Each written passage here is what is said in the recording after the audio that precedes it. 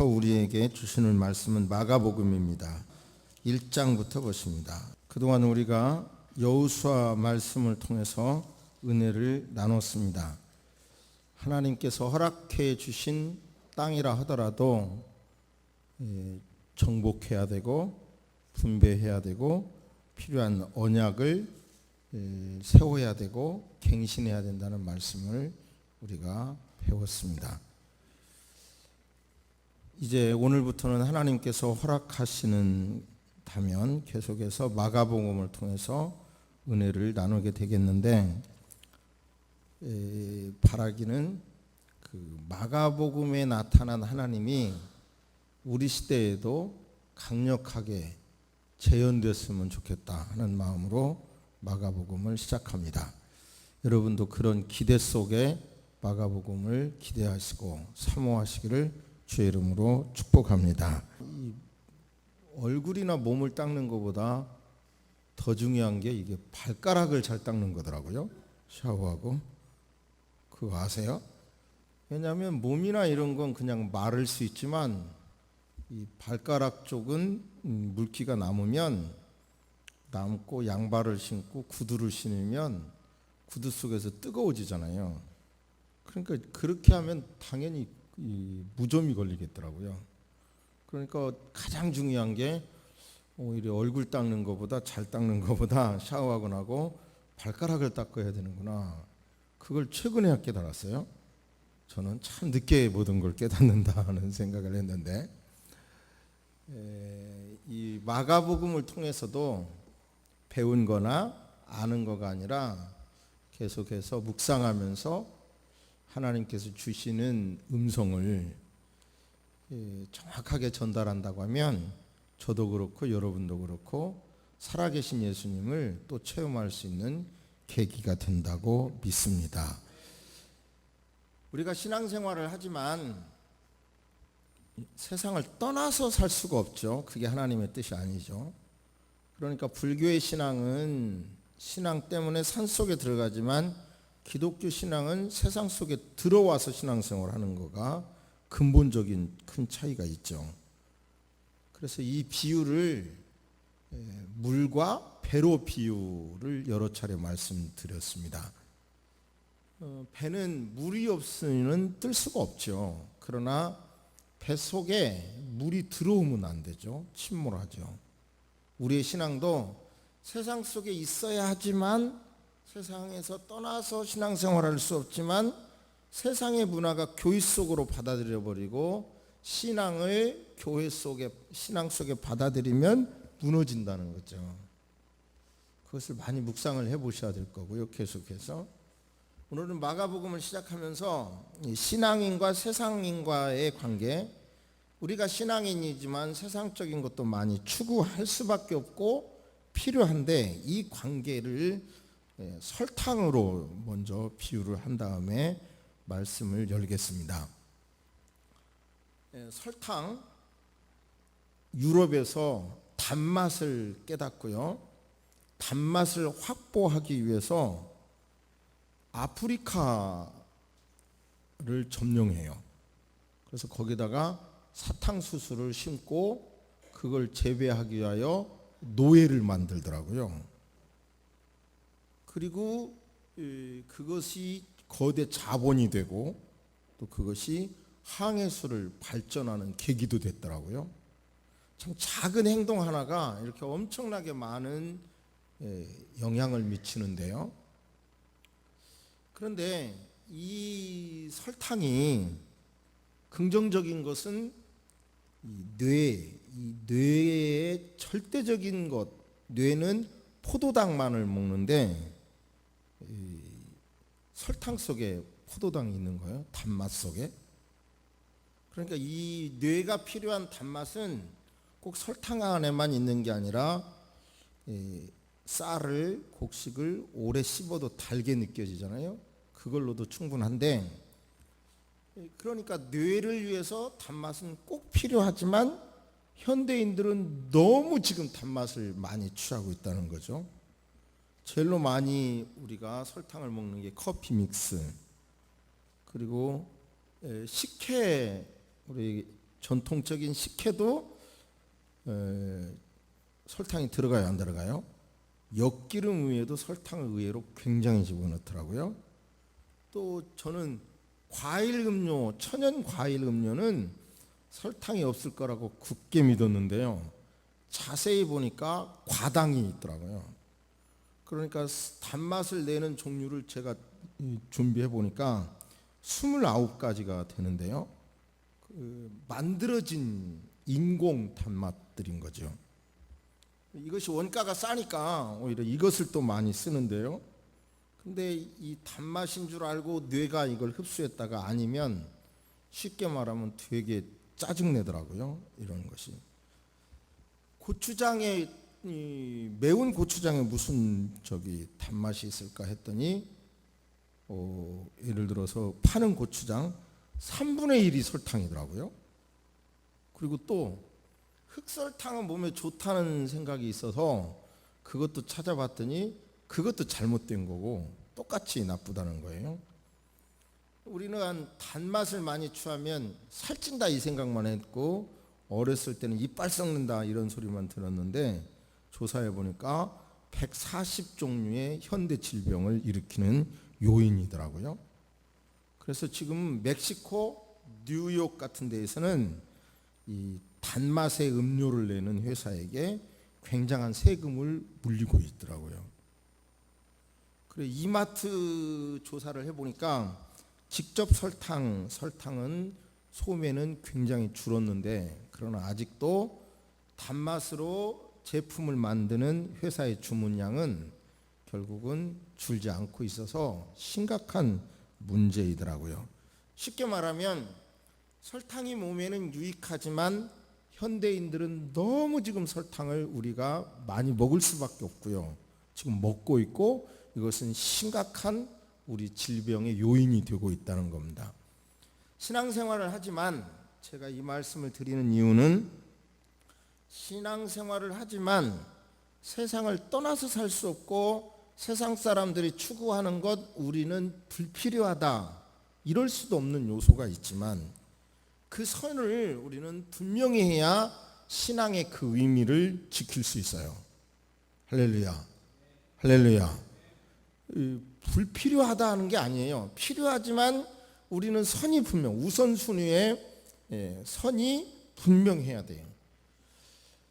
이제 선구자라는 말이 오늘 길을 평탄케 하라는 제목의 설교인데 세례 요한 주의 길을 준비하라 그의 오실 길을 곧게 하라 또는 평탄케 하라. 그러니까 어떤 옛날에는 대통령이 지나가려고 할 때 포장이 안 됐으면 갑자기 포장을 하는 경우가 있었죠. 그러니까 예수님의 오실 길을 이렇게 길을 내라 이 말인데 지금은 누가 뭐라해도 기독교적인 관점이 아니라요 과학적인 관점으로도 정말 끝점에 왔다고 그럽니다. 정말 끝점. 그러면 우리는 신앙인으로서 정말 끝점에서 살고 있는 이때에 선구자적인 역할, 세례 요한과 같은 역할을 해야 돼요. 그런 사명이 있습니다. 할렐루야. 세상이 너무 화려하게 좀 더 자자, 좀 더 졸자, 좀 더 즐겨라, 좀 더 너 중심으로 살아라 이렇게 계속 우리를 유혹하지만 온갖 단맛으로 달콤한 맛으로 우리를 유혹하지만 우리는 정신을 잃으면 안 돼요. 지금은 종말이 가까운 때야. 그러니까 세상 속에 살지만 세상 것도 필요하지만 우선순위를 잃어버리면 안 돼라고 하는 것을 의식을 오늘 말씀을 통해서 회복하시기를 주의 이름으로 축복합니다. 그리고요 기독교 신앙은 온 세계적이지만 제가 믿기로는 나라가 있어야 기독교 신앙을 지킬 수 있어요. 지금 우리가 살고 있는 이 세상은 너무 많이 정말 너무 많이 급변하고 있는데 이런 때 정부가 나서서 할 수 없는 역할이 있어요. 정부는 국제 이 관계에서 차마 말 못하는 것을 우리 그리스도인들이 선구자 앞장서서 의식을 가지고 이 나라를 위해서도 이 본문 앞에 우리가 가져야 할 의식이 있어요.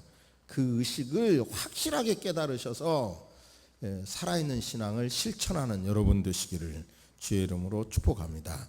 유명한 이 세례 요한의 본문에서 이 서론의 말씀을 듣고 어떤 말씀을 주실 것인지 한번 생각해 보시기 바랍니다. 잘 아시는 대로 인류를 창조하신 다음 선악과를 따먹지 말라고 하셨는데 그걸 어겼죠. 계약을 어겼어요. 어긴 그때 하나님께서 인류에게 하신 약속이 원시복음이라고 그러는데요. 내가 너로 여자와 원수가 되게 하고 내 후손도 여자의 후손과 원수가 되게 하리니 여자의 후손은 내 머리를 상하게 할 것이요 너는 그의 발꿈치를 상하게 할 것이니라. 창세기 3장 15절 말씀이 원시복음이에요. 최초복음. 여자의 후손을 약속했어요. 메시아로, 구원자로. 그리고 하나님께서는 그 메시아를 주기 위하여 족장을 선택하시고 야곱의 12자손을 통하여 이스라엘을 이제 족속을 이룩하셨습니다. 그래서 이제 그들을 통해서 하나님의 뜻을 세계에 전달하기를 원하셨습니다. 그러면서 그들에게 하나님께서는 언약을 하시면서 조건부 언약이죠. 이렇게 살라. 삶은 복을 주고 이렇게 살지 않으면 내가 징계하리라 했는데 그 언약을 어겨가지요. 그래 약속하신 대로 하나님께서는 이제 나라를 망하게도 하셨고 그들에게 여러 가지 말로 말씀하시다가 마지막에 말라기서를 통해서 예언하십니다. 성경을 읽어보면요, 마지막에 하나님께서 마지막 선지자로 말라기를 보내서 말라기 4장 15절 보십니다. 예언하실 것을 말씀하십니다. 4장 4절 너희는 내가 호렙에서 온 이스라엘을 위하여 내 종 모세에게 명령한 법 곧 율례와 법도를 기억하라. 보라 여호와의 크고 두려운 날이 이르기 전에 내가 선지자 엘리야를 너희에게 보내리니 그가 아버지 마음을 자녀에게로 돌이키게 하고 자녀들의 마음을 그들의 아버지에게로 돌이키게 하리라. 돌이키지 아니하면 두렵건대 내가 와서 저주로 그 땅을 칠까 하노라 하시니라. 5절 합독하십니다. 시작. 보라 여호와의 크고 두려운 날이 이르기 전에 내가 선지자 엘리야를 너희에게 보내리니. 아멘. 그러니까 엘리야를 보낸다는 거예요. 이스라엘 사람들은 불교에서 말하는 환생, 엘리야가 다시 환생해서 나타날 것이야 이런 기대를 가졌지만 들림받은 엘리야가 그대로 오는 것이 아니라 세례 요한이 온 거예요. 세례 요한이 왔으나 예수님의 평가로는 세례 요한을 거부했다 이겁니다. 하나님께서는 그들이 기다리던 엘리야를 사가랴의 집안을 통해서 준비하셨어요. 사가랴는 제사장이었잖아요. 그런데 나이가 많이 먹도록 임신을 못했어요. 그래서 과학적으로 완전히 아이를 낳을 수 없는 입장에서 그 환경에서 하나님의 은혜로 아이가 임신된 겁니다. 그 사건으로 인하여 이제 벙어리도 되고 뭐 이러잖아요. 그런데 얼마 시간이 지난 다음에 마리아가 동정녀인데 하나님의 은혜로 또 잉태하게 돼요. 이 기가 막힌 사건, 인간의 이성으로는 이해할 수 없는 사건의 제안 앞에 마리아가 받아들이게 되죠. 저는 주의 계집종이오니 순종하겠습니다. 받아들입니다. 받아들인 다음에 친척입니다. 친척. 마리아가 사가랴의 집을 방문을 해서 위로를 받습니다. 이미 이적적으로 임신이 된 걸 보고 자기의 임신도 그럴 수 있겠다라고 하는 믿음을 확고하게 갖게 되는 계기가 되죠. 여러 가지 모로 세례 요한은 길을 평탄케 한 사람인데 이제 제가 추측할 수 있는 것은 세례 요한은 제사장 집안의 현직 제사장 집안의 아들이고, 그리고 이제 예수님은 나중에 태어났잖아요. 목수 집안의 자녀로 태어났잖아요. 그러니까 어렸을 때에는 아마 세례 요한과 예수님은 친척이기 때문에 가까운 곳에 있었기 때문에 잘 같이 놀았어요. 손끝장난도 하고 같이 놀고 분명히 그랬다고 봐요. 그러다가 어느 순간에 세례 요한이 하나님의 뜻에 따라서 광야로 들어가게 됩니다. 광야로 들어가요. 광야로 들어가서 지내다가 때가 되매, 하나님께서 정하신 때가 되매 광야에서 나와서 즉 예언한 대로 그는 이제 소리로, 주의 길을 평탄케 하는 소리로 하나님의 거룩한 사역을 감당합니다. 그는 그 민족을 향하여 회개하라, 천국이 가까웠느니라, 돌이켜라, 천국이 가까웠느니라 외칩니다. 온 유다와 예루살렘으로부터 많은 사람들이 와서 세례를 받습니다. 그런데 문제는 세례는 받으면서 종교 의식은 받아들이면서 그들의 중심은 받아들이지 않았습니다. 돌이키지 않았습니다. 회개라고 하는 것은 돌이키는 겁니다. 돌이키지 않았습니다. 세례 요한은 겸손하게 예수님만을 높입니다.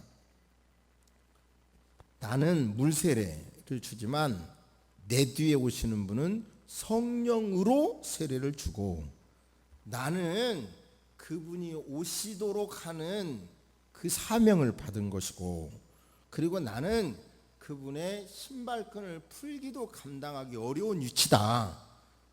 그는 흥해야 되겠고 나는 쇠해야 할 위치다. 그러면서 회개의 세례를 전파했어요.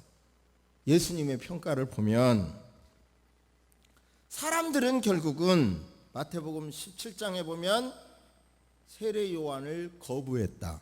세례는 받으면서도 엘리야가 이미 왔으되 사람이 그를 알아보지 못했고 임의로 대우했느니라. 이것이 예수님의 평가입니다.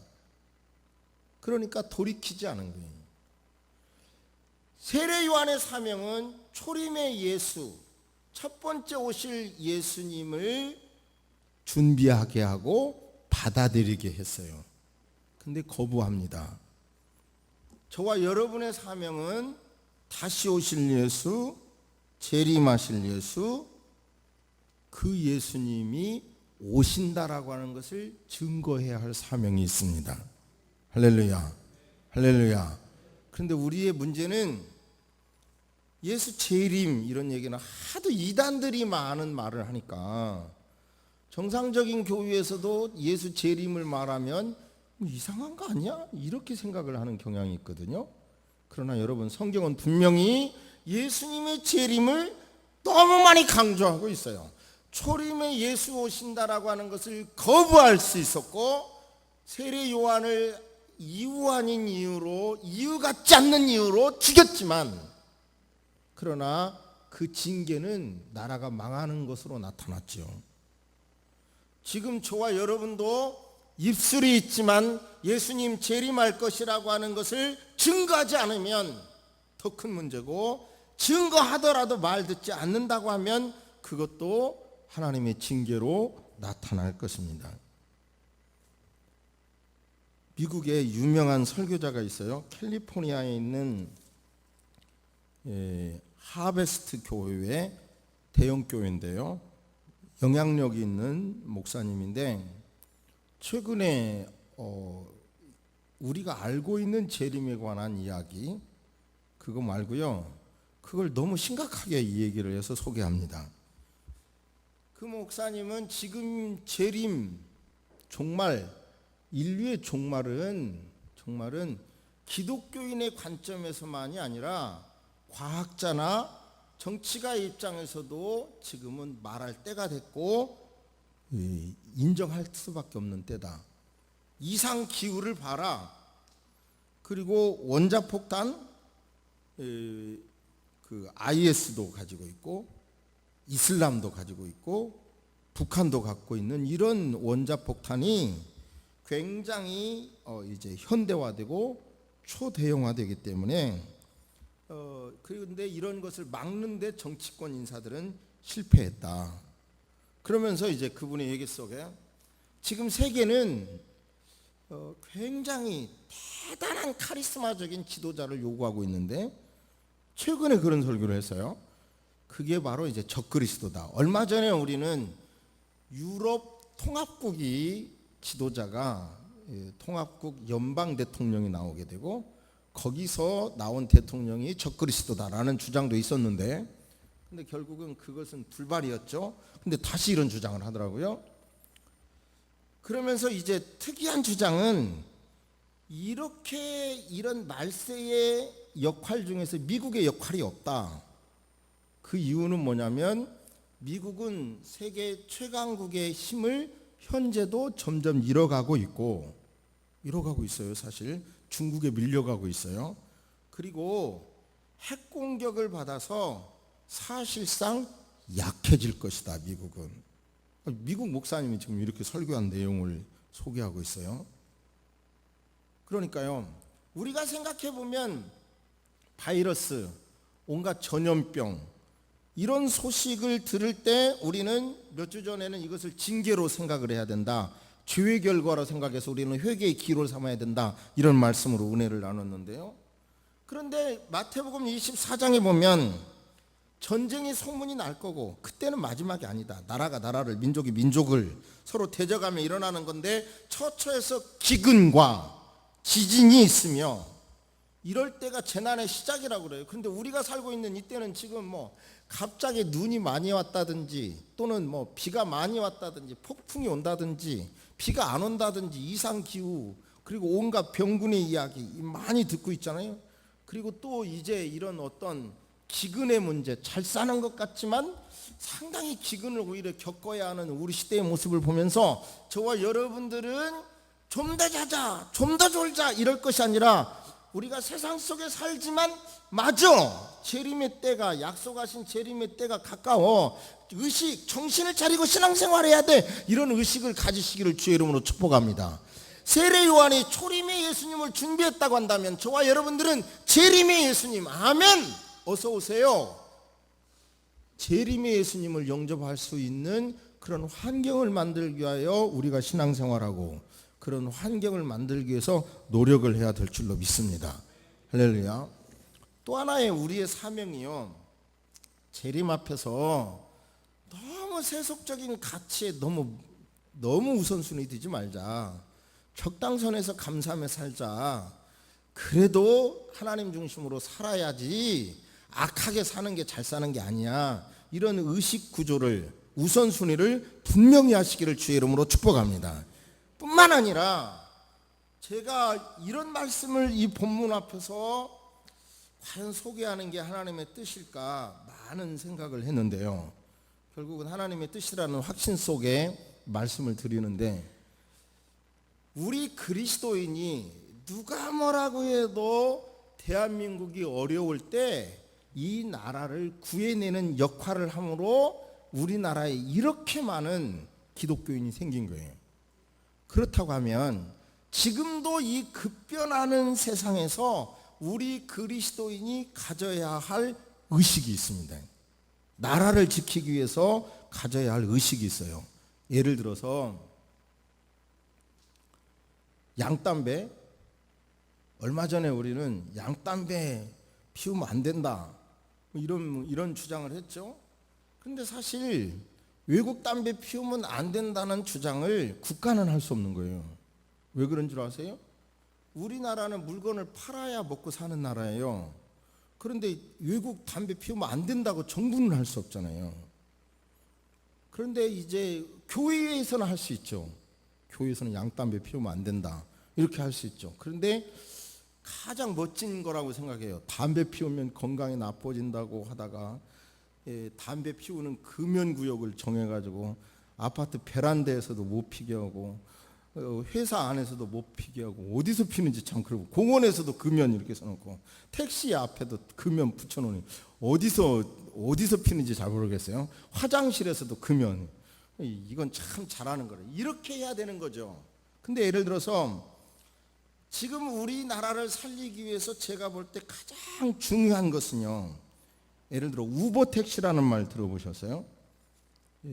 그런데 쉽게 말하면 개요가 차를 가진 사람과 승객 필요한 사람을 연결해 준다는 거예요. 그래서 요금을 낸다는 건데, 그 회사의 지금 그 파워가 우리나라 그 15만 명을 가진 자동차 한 대도 없는 그 회사가 15만 명을 가진 현대자동차보다 재산 가치가 더 한다고 하더라고요. 근데 우리나라에서도 지금 서울에서 그것을 우버택시를 운영하려고 하다가 서울시에서 여러 가지로 현재로 막고 있는데요. 그냥 세상은 막 이렇게 급변하는 거예요.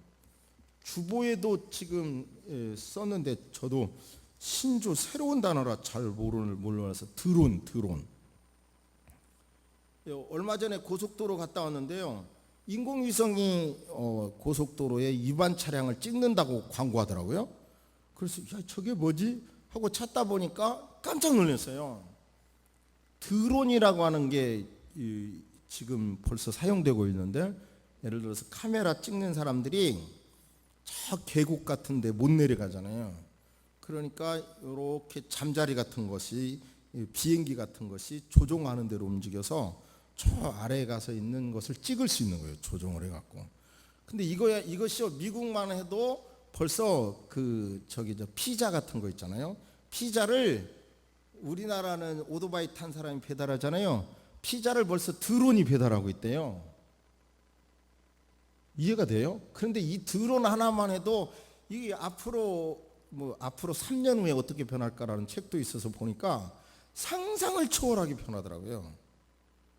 그러니까 왠지 이 세계적인 소득은 올라가는데 일자리는 잃어가는 이 심각한 문제가 지금 세계가 겪고 있는 거예요. 그러니까 세계적인 공룡 기업인 월마트 같은 데에서는 얼마 전에 이제 미국에 있는 자국 제품을 받아들이겠다, 그렇게 선언을 하더라고요. 미국에 있는. 왜냐하면 싸다고 해서 외국 제품을 막 받아들이기 시작하니까 내 나라 국민들의 직업을 잃는다는 거죠. 그러면서 이제 많이 회복이 됐다는 기사를 봤는데요. 자, 보세요. 지금 기독교 신앙은 세계적입니다. 그런데 지금 이 세상은 너무 많이 변합니다. 너무 많이 변하는 과정에서 정부가 나서서 못하는 일을 우리 그리스도인이 의식을 가지고 나라를 지켜야 돼요. 그러기 위해서는 하다못해 사과 하나를 사 먹어도요, 내 나라 내 땅에서 나온 걸 사 먹으려는 의식이 있어야 돼요. 물건 하나를 사도 중국 제품이 아무리 싸도 국산 제품을 사려는 의식을 가져야 돼요. 제가요, 땅콩이 머리에 좋아진다는 걸 알아서 틈틈이 먹으려고 그러는데, 땅콩을 사기 위해서 여기 수요장터에서 사면 이게 국산이라고 하는데 이건 믿을 수가 없더라고요. 그래서 믿을 만한 마트에 가서 땅콩을 사려고 3군데 가봤어요. 그런데 놀랍게도요, 다 중국산이에요. 중국산 이렇게 되어 있어요. 그러니까 지금 우리 시대에는 그리스도인으로서 이 나라를 지키기 위해서 우리가 가져야 될 것은 이제 우리나라 제품을 우리가 소중히 여겨야 되겠구나, 그런 의식을 가져야 돼요. 저기 시와에 공장이 많은데요, 누가 그래요, 왜 저렇게 공장이 많아서 냄새나고 이렇게 되냐고. 그래서 제가 반말로 대답해 주기를, 공장이 있어야 먹고 살지 집만 있으면 어떻게 사냐. 그런데요, 구미에 공장이 많은데 거기에 이 스마트폰에 이 프레임 있잖아요. 요거를 틀이 있었는데 요거를 없애버리고 물건을 만드는 형식으로 바꿈으로 요 한 가지만 해갖고도 공장 50개가 문 닫았다는 기사를 봤어요. 이렇게 세상이 급변해요. 그러니까 결국은 기독교 신앙은 세계적이지만 내 나라는 있어야 돼요. 그러니까 정부가 못하는 이런 거 우리가 의식을 가지고요, 큰 것이 좋은 것이다, 이런 생각 제발 그만 깨시고 한 국민으로서 내 나라를 지켜야겠다는 의식도 가지고, 신앙인으로서 국가를 지키려는 마음, 또한 세상 사람들이 워낙 지금 세상으로 들어가는데 기독교인마저도 세상 맛에 너무 취해버렸어요. 단맛에 취했듯이, 설탕에 취했듯이. 설탕 안 먹으려고 해도 막 모든 것 속에 설탕이 너무 많이 들어가 있듯이, 기독교인이 하나님 중심으로 산다고 하더라도 너무 많이 지금 세상적인 요소가 있는데 의식을 가지고 잘라내시기를 주의 이름으로 축복합니다. 아멘. 구체적으로 무엇을 적용해야 될 것인지 다시 한번 생각해 보시기를 바랍니다. 세례 요한이 광야에서 살았다. 뭘 먹었다고 성경은 표현하고 있습니까? 노얄젤리 먹었다는 거예요. 노얄젤리에 석청이 노얄젤리입니다. 오리지널 꿀입니다. 그러니까 이거 얼마나 좋은 거 먹은 거예요? 그렇죠? 그러니까 여러분 따지고 보면 하나님의 뜻을 위하여 광야에 가면 맞아 지독하게 비참해지는 것 같지만 하나님의 뜻을 위하여 광야에 가서 지낸 세례 요한을 하나님은 뭘 먹이셨어요? 로얄젤리를 먹이셨어요. 저와 여러분들이 신앙대로, 신앙을 위하여 하나님의 뜻대로 살아가겠다고 할 때 따지고 보면 철저하게 비판, 어려워지고 고통당할 것 같지만 하나님께서는 그런 사람에게 로얄젤리로 책임져 주실 줄로 믿습니다. 믿음을 가지시기를 주의 이름으로 축복합니다. 그런 사람 앞에는 지난주에 말씀드린 대로 골리앗이 아무리 크다 하더라도 믿음을 가지고 가는 사람 앞에는 믿음에 몰입해서 믿음에 집중해서 골리앗 앞에 갈 때는 그 골리앗이 여러분 앞에 다 넘어지게 될 줄로 믿습니다. 이 믿음은 절대로 소설이 아닙니다. 추상적인 힘이 아닙니다. 역사가 증거합니다. 살아계신 힘입니다. 그 믿음으로 살기를 주의 이름으로 축복합니다. 내 자신이 너무 세상적이지는 않나 한번 늘 점검해 봐야 될 것입니다. 예배를 드려도 내가 온전히 드리고 있나 한번 우리 스스로를 위하여 맞아 신앙생활도 이렇게 하면 안 되겠다. 그것이 뭐냐 분명히 깨달으셔서 여러분이요 잘못된 것을 걸러내시고 잘라내시기를 주의 이름으로 축복합니다. 여호수아 말씀처럼 나와 내 가족은 하나님만 섬기겠다. 그렇게 할 때 결국은 그 여호수아를 통해서 하나님께서 크게 사용하지 않습니까? 그런 것처럼 우리 시대에도 바로 그런 믿음을 가진 자를 사용해 주실 것입니다. 다시 오실 예수님은 그래 이렇게 너무 세상으로 취해 있는 이때에 오히려 하나님 중심으로 분명한 신앙생활을 하는 사람을 찾고 있고 그런 사람이 일어날 수밖에 없습니다. 저와 여러분들은 그런 그리스도인이 되셔서 세상적인 가치로 사람을 판단하지 마시고 살지 마시고 신앙의 가치로 감사하시면서 신앙의 방법으로 살아가시기를 주의 이름으로 축복합니다. 신앙생활 하자고 해서 우리가 교회만 모이자는 것도 아닙니다. 신앙 중심의 가치관을 가지고 들어가서 살자는 얘기입니다. 들어가서 살려고 할 때 대한민국 국민으로서 종말을 앞두는 그리고 종말을 알고 있는 그리스도인으로서 무엇을 위하여 살 것인지 깊이 생각해 보시기를 주의 이름으로 축복합니다.